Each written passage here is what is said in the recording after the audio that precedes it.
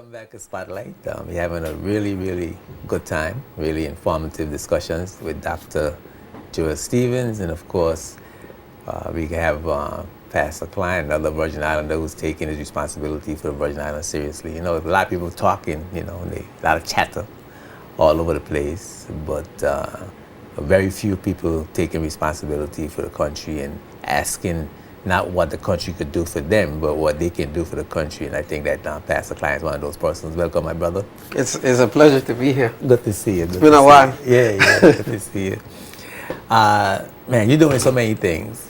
The New Life Baptist Church, pastor in that. Then, of course, you recently developed the New Life Baptist Church Save the Seed Foundation, which is doing a tremendous amount of work, chairman of the Health Service Authority Board, and of course, you have your own businesses that you're trying to make a living from. And provide jobs. Providing jobs. Now taking words right out of my mouth, providing jobs for the community. We don't understand that. Providing jobs for the community. Doing a lot. And it's really good to have you. First, I wanted we haven't heard much. You haven't done a lot of publicity around the New Life Baptist Church Foundation, Save the Seed.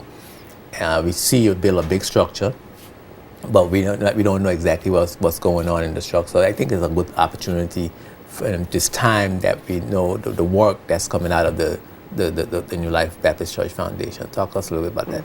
I appreciate the opportunity. Many years ago when the Lord gave me the vision for Save the Seed came first. And then the foundation, the idea for the foundation came later on. And the idea for the foundation came out of the need that we saw to not only help at home, but help abroad. So we developed the foundation, especially for people who have the mindset that, they can't give to a church, or the church is this or the church is that. But we like to think of church outside of the context of the traditional outside of the walls. Yes. Mm-hmm. that we want to, if we are the salt of the earth, then we must impact environment. We must impact lives in terms of directly helping those in need. We must impact our youth. We must impact the development of our nation. And then we must reach out our hand to those that we come in contact with, that we find need. So the foundation was developed with that in mind. How can we impact the lives of people and communities near and far? And some of the things that we have been doing with the foundation here, for instance, in the BVI, of course, well, let me segment it. We constantly give to the FSN, yes. The Family Support Network, the Children's Home. I forgot some of the names that there are. The Rainbow Children's Home. Yeah, is it still called that? I think it is. I believe so. Yeah. Yeah,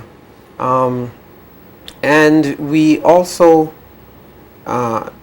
do environmental things. Cleanups, different people do different things, but we feel that because this is our land, our country, we need to do our best to keep it clean, keep the plastic bags and the cans and all of that from going into the sea and our coral reefs and destroying our natural resource, destroying, strangulating growth and all of that. So those are some of the things that the foundation is involved here. I don't want you to forget what it to me is perhaps the most important thing, and that's just me personally. The fact that the building. I'm into that right now. Oh, you're coming to that right now. Okay, because I see you going out around all over the place. You're planting mangrove and you're cleaning up plastic. Yeah. Yeah. All right. So go ahead then. Yeah. The Save the Seed Energy Center has been one of our great achievements, and there were times, to tell you the truth, while building it and right after I built it, I probably was feeling sorry I did, because it comes with a huge operating costs. But today, when I see the amount of young people that flows through that center, anything from ballet. Just Saturday, we had a tremendous launch of a male group, a young male group, under the direction of Minister Tittle and Mackenzie Baltimore, called Mentoring Anointed Leaders every year, MALE. And it was so encouraging to see a total of about 70 men, male, both young, the mentors and the mentees, dressed in white and khaki, making a declaration that we are now and we are the future. And when you see the children provide that area for play in just the different programs. Last year when we had the basketball camp, we had over 300 children going through there, boys and girls. All of this is done under the auspices of the New Life Foundation. And we are just excited about, sometimes we don't have the space to book another event because people are calling. They're not just calling from New Life Baptist Church, they're calling from government, they're calling from other churches.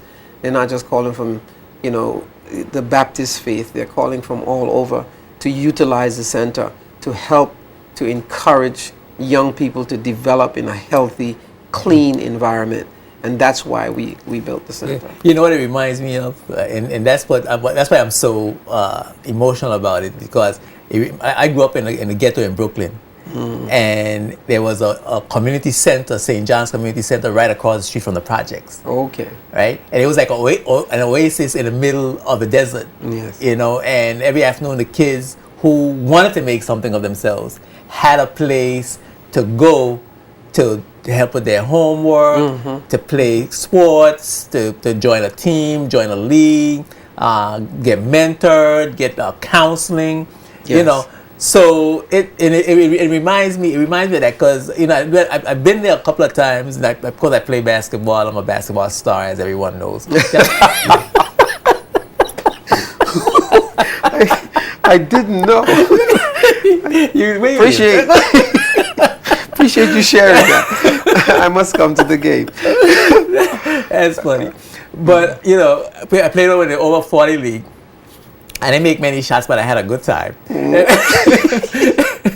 And I saw all the young men and young people, young men and women coming through there, having a place to go and really, enjoy themselves in wholesome activity. And it reminded me of when I was growing up in Brooklyn, and I think it's really, really a fantastic idea. Yeah. And of course, we got to mention that not only are you doing Save the Sea Foundation is doing things in the BVI, but you're also doing the Caribbean, and talk a bit about the Caribbean, things you're doing in the Caribbean and things you're doing in Africa. Yeah.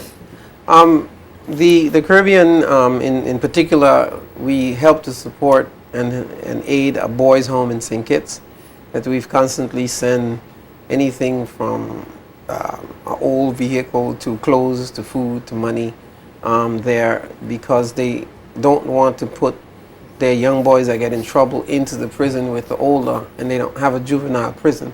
So they try to find places and homes where they can place them, and sometimes they place them there and forget about them. And so we reach out our hand to them when we discover. And of course, Africa, where we are building the school there. We've been there since 2001. We started the school probably a couple years later. We've been going back there just about every other year. And the school is well on its way. We started with about 30 students. We're up to 300 students.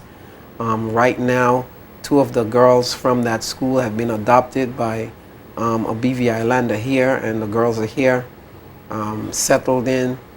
And we continue this year. We will lead another delegation back to Africa to help to continue the building project. My brother Pops and Ron and some of the members of our congregation will take the trip with us as we go over there to cast the slab to start to erect the vertical walls for the school. And it's just a tremendous thing to see the impact on the lives while you're there. You know, we didn't go there to start a church. We work in conjunction with the church, but there are many churches there. Many people go to church. So that's not what they need.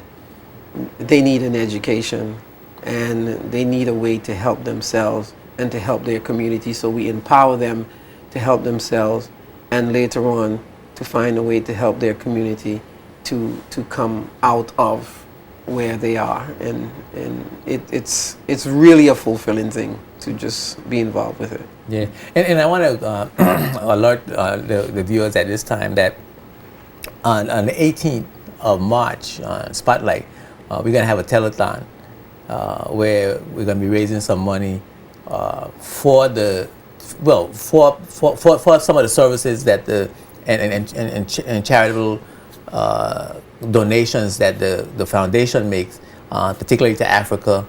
And we want you to tune in and make contributions, because you know we all want people, you know, the Caribbean region, BVI, Caribbean, Africa is all connected, one people. And you know, when we can help, we need to help each other. And certainly we want people to tune into the telethon and make contributions so we can help our brothers and sisters, not just in the BVI, not just in the Caribbean region, but in our homeland in Africa as well. Yes. So I wanted to make that comment right there. You know, it reminds me sometimes when I'm in Africa how the story of Joseph when he was sold into slavery by his brothers. But later on, it was because he was there, he was able to help to reach back. Absolutely. And perfect give analogy. Them what they need. Yes. Perfect. Sometimes story. When I'm there, that's the way it feels when you look around and you see some of the desperation that's there. Perfect story. But they look to you, and you are able and you're positioned to help them. You can't give them all they need because the need is so great, but you do what you can. And I think we're making a difference. So we want to invite the BVI on the 18th of March when we open up the phone lines to whether it's $5, whether it's $10, whether, you know, it costs about $150 a year to send a child to school, but many of those stay home because they don't have that $150 a year to go to school. Some of them eat once a day, some of them eat one every other day, depending on the size of the family. AIDS have raped a lot of the children of their parents, so they're growing up orphans with family members or other people. So the situation is, you know, can get pretty desperate. Yes. So we want your help when we do that. Yeah, and you know, what goes around comes around. So Absolutely. You know, you bless someone, you get blessings. You know? Amen. And I think that we need to keep that in mind, because sometimes I think we forget that. Right. You know, we forget. You know, I tell many people all the time, I don't believe that I'm so smart that to be living the life I'm living. I think I'm really living the life that the seeds my mother planted, because she was a giver, she was a helper, and she never held back her hand from anybody. Yes. And when I see my life, I know it's her. Yeah. Because she gave. I agree with you. Yeah. Yeah. People tell me I'm doing this, you can't embarrassed by. Yeah. You know, staying on your own steam. Don't think that you got any pull. You ain't got no real influence. Right. Yeah. You know, I know Barris and I know Allah, and you Barris and Allah by, and so you're getting this. You know, I've never seen the righteous forsaken. Yeah. No, so people that told me that to my face. Yeah. You know, elders and people in high positions. You know, they say you're getting this because I know Barris and Allah, and Absolutely. and they make serious contributions to the country. So yeah. So I with you 100% on that. Yeah. Economics. Yes, sir. Economics. Things are happening. You know, in the territory, and I know you're a businessman, and we've been having some challenges. Business has been having some challenges. What are some of the challenges that you've been having, or what you see in the environment? Some challenges that you see in the environment regarding our economy. Well, what I see is the stagnation, that our businesses are not expanding. They're not growing. And if our businesses are not expanding and are growing, of course, we can't hire more people. As a matter of fact, we are almost sometimes forced to send more people home. What I've done in my business is I haven't sent anyone home. They haven't gotten raises per se, like they used to get, and I'm saying to them that I would quicker take less of profit at the end of the day, at the end of the year, than to send somebody home. So what we try to do is to monitor our profit margins and control costs so that we don't have to send anybody home. We have about 24 employees. So because the business is not expanding, and I think you alluded to, there are many challenges. The internet has come of age, easy access to that, coupled that with, all of the pressures on some of our clients, be them the trust company, be it the government coffers not as liquid as it used to be, so they are cutting back. And these are all people that feeds into business like mine, and it affects, there's a chain reaction everywhere. So the stagnation in the economy is of a concern. And the employment, of course, now that need to happen for people coming home from college or graduated from HLEC or high school, college, is always a concern. Now, is it that you can't expand because your market size is, you're operating a small market, 30,000 or so people, and then of course it's crowded with similar businesses, and now you add the internet to that. Is that expansion? Is that limited expansion created by those factors, or is it that we don't have enough discretionary income to spend because of quote unquote global recession, not enough tourists coming in, not enough financial services business? How you see those relationships? Yeah, I think you use a good word. There's a relationship going on, and everything is affecting everything. So I think it's a combination of all of those things, and not necessarily one thing. We are in a limited market. But let's take, for instance, the internet. I mean, sometimes it's so funny because sometimes people will come to my business and say, can you give us a donation, of $200 because we want to raise money to buy a computer off the internet. You got me joking. No. Joking. You make it up. I'm not making it up. It has happened on more than one occasion because they see our machine on the internet, they want to buy it, and it costs this, and they just try to raise this. I'm like, come on, man. Or you'll give them a donation, it'll go to St. Thomas and spend the money.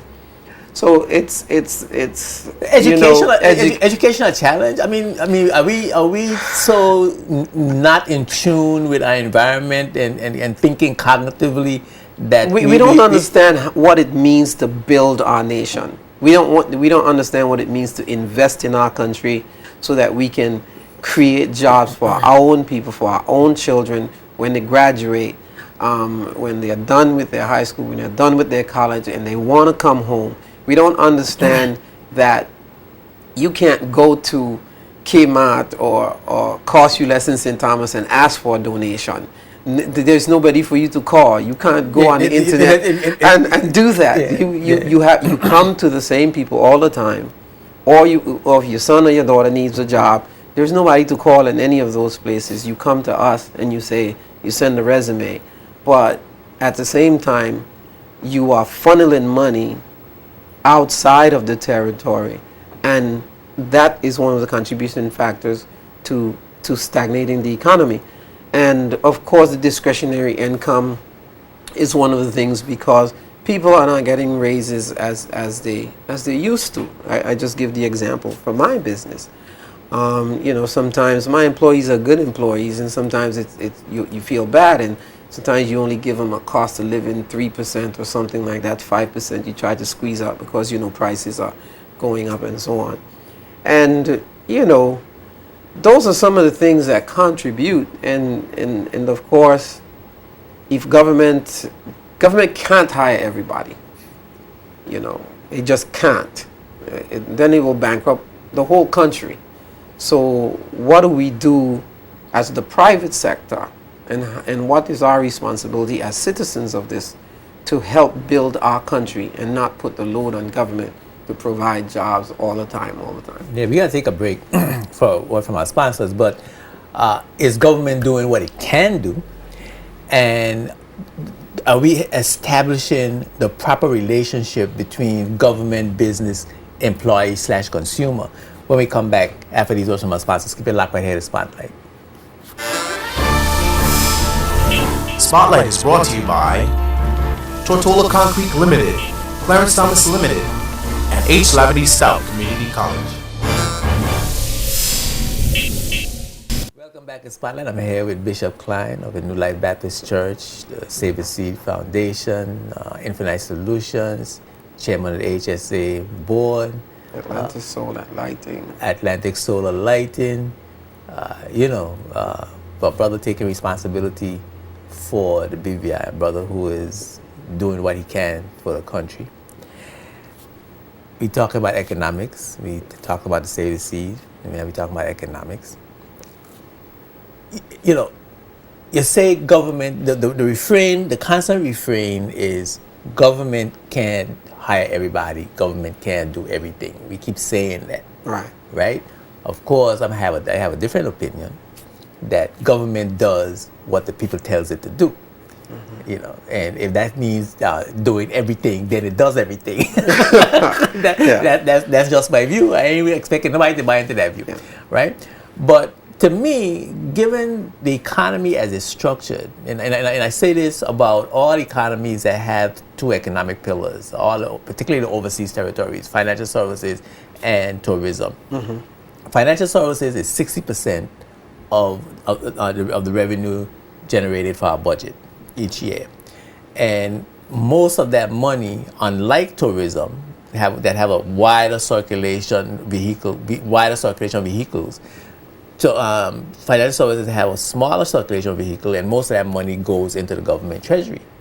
It seems to me then that the government it will be the major revenue earner of that 60% of the budget, and would therefore have to be the major distributor. Yeah, right. That's true. So the government has that role. Is the government doing enough? Yeah.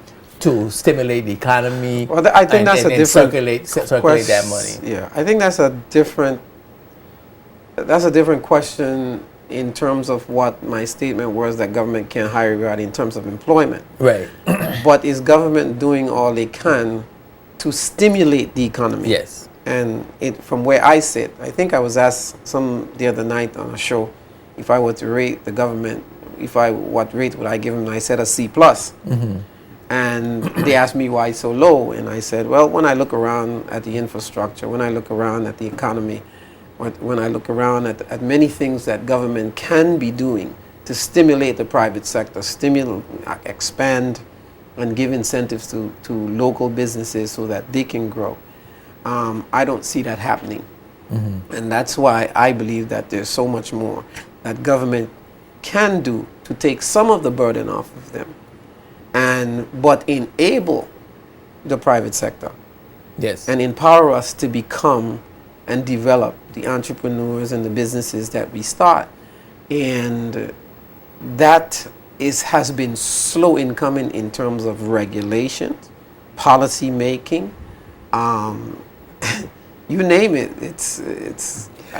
Well, and that brings me to the relationship issue. Okay. Because I don't see the business community in the BVI establishing a relationship with the government that they assist each other in making those things happen that you're talking about.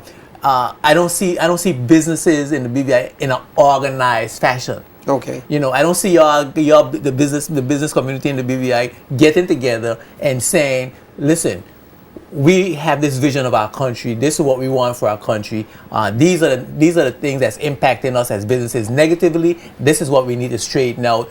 This is the portion we need to give to make sure our children get an education. We need to do this to make sure that the socialization process is such that we don't produce criminals. I don't see businesses taking responsibility for the territory along with the government, and then I don't see the relationship between the employee and the consumer that says I'm not spending my money outside of the territory because that money has to go to provide jobs for me and my children and give us a sponsorship to go and buy the computer. Yes. True. As the local business community, we are very, very fragmented. We have made efforts to call businesses together. And up to just about a week or 2 weeks ago, there was an effort on one local business person to assemble a group, and it still hasn't gone off. Because sometimes we can get so busy with ourselves that we miss the bigger picture. And if we can't organize together to approach governments on some of the key issues that we are concerned about, or some of the areas we see where we can expand our businesses, and then government does not have proper representation, they're not going to go help this one and that one individually. I think what they look for is some type of collaborative effort that they can have and partner with from the business community. So it is something that we need to do, and that's necessary for us to have a forum or a platform and a group that can put forward these things to government. Well, I'm a member of the BVICCHA board. Yes. So I got to plug the BVICCHA. Yes. And we don't utilize it properly. yeah, you go and this. I'm a member, but I don't come to the meetings. This is a problem. This is a problem that we have as a people to me all over the world. Yes. It's- I'm glad you say that, because when you were talking, that's what came to my mind, because I see it in Africa. Yeah, I saw it in the United States. We have a bunch of we have a bunch of different organizations. Now you're going to form an organization to represent you to the government, and you already have an organization representing you to the government. And all you need to do is join that organization, take it over, and give it the direction that it needs to have from to address the challenges that you have. And that's a valid point. Why reinvent the wheel? Yeah, how many businesses we have to have several different business organizations? Right. We don't have that many businesses. That's true. You see, Absolutely, and I'm a member of BVI, Chambers Chamber of Commerce and Hotel Association, Yeah. and we had the business network the other night, after hours. Few people showed up. We had the annual general meeting coming up. Few people showed up. We need people to be on the board. You got the same people being reelected all the time. Mm-hmm. And so you need to strengthen your institutions, strengthen your organizations, so that they can lobby the government, partner with the government, have relationships to make the businesses work. But you also got to think that you are a community leader. The businesses provide food, clothes, and shelter for me, for us, Yes. all of us. All of us. All of us. I mean, I sometimes I look at my employees, and some of them, I say I don't have a high employee turnover. You got 24 families that you're responsible for. Yeah, and they have most of them have Children, mortgages. husbands. Yeah. Exactly. So I have to think twice before I send somebody home, because I affect lives. And so you need to partner. We need that partnership, that business, government, employee / consumer relationship, so that we understand how do we do that? When are we going to get it together? Yeah, I think that revisiting when I leave here tonight, I'm going to make that call to raise that question. Why aren't we utilizing this channel? Why are we going to form something else? Why can't us all filter in here, and come in and say, listen, we are here. These are the concerns we have, and make representation to government, because The government, I believe, can do a lot more. And you talk about two pillars. I believe if you look at the local businesses in this country, even though we are small individually, the amount of us that we have, if you take a Walmart or you take a Infinite Solution or you take a Clarence Thomas Limited or the amount of people that we employ is a good chunk of this economy that we can be considered a pillar. And how do you strengthen that pillar?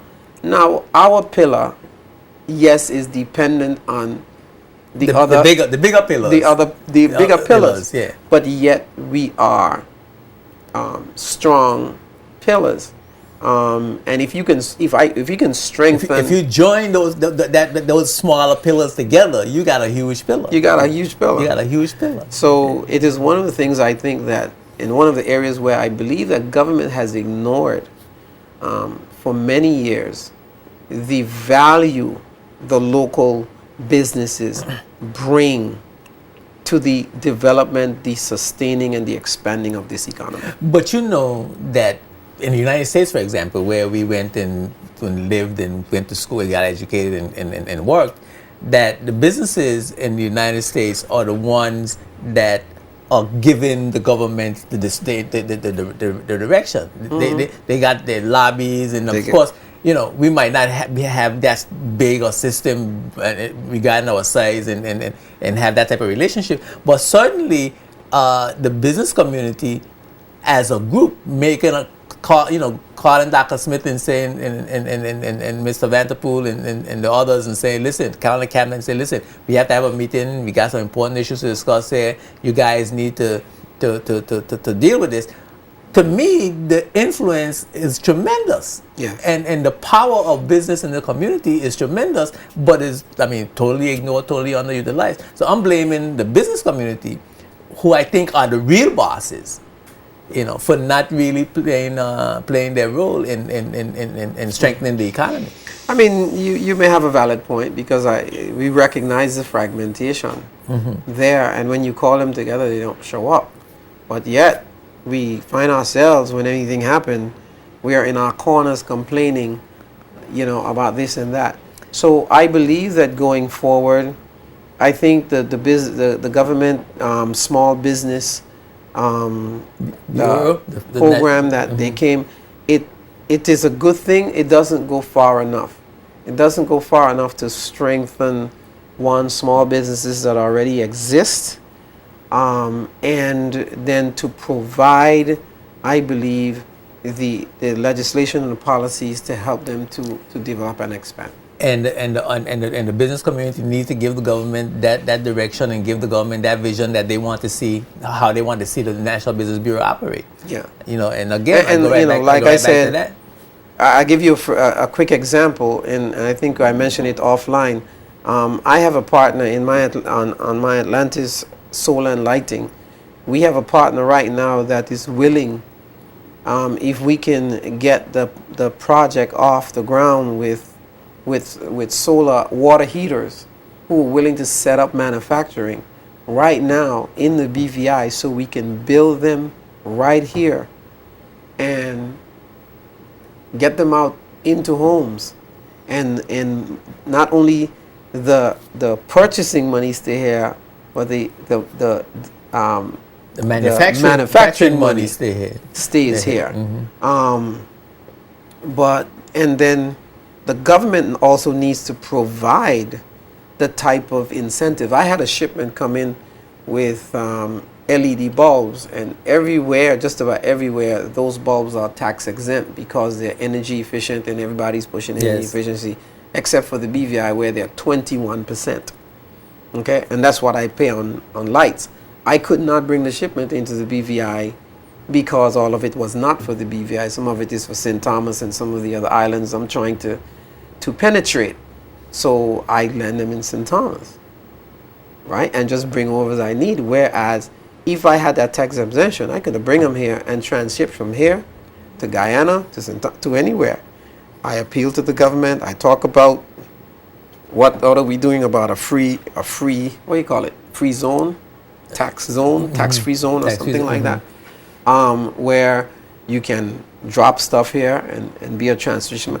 All of those things I know take time, but if there's no effort being made to do anything about it, then another year, another 4 years, another administration will pass, and while other people are doing it, we are left in the dust. Well, and of course you have the cost of the importation of those things, having to buy products made in China from the United States. Yes. And so you're paying almost triple the price. There was a gentleman here from China the other day and talking about we are paying some between 300% and 500% more than we need to because we're buying Chinese made products from the United States, and all those issues are issues that the business community in the territory need to be grappling with. So when you're talking about those things, to me, some of the issues, the primary issue is the fragmentation of the business community not representing itself well in helping and partnering with the government to make these things, to help to alleviate some of these challenges that you're having. Yeah, I can't argue against that point because it's a matter of fact, and we can do better. We finally turning the clock. I see the thing over there going full speed. Seconds really move fast, man. You look at the clock and it's like seconds are going. But I wanted to talk about that tonight because I think that's a challenge that we're having as a country.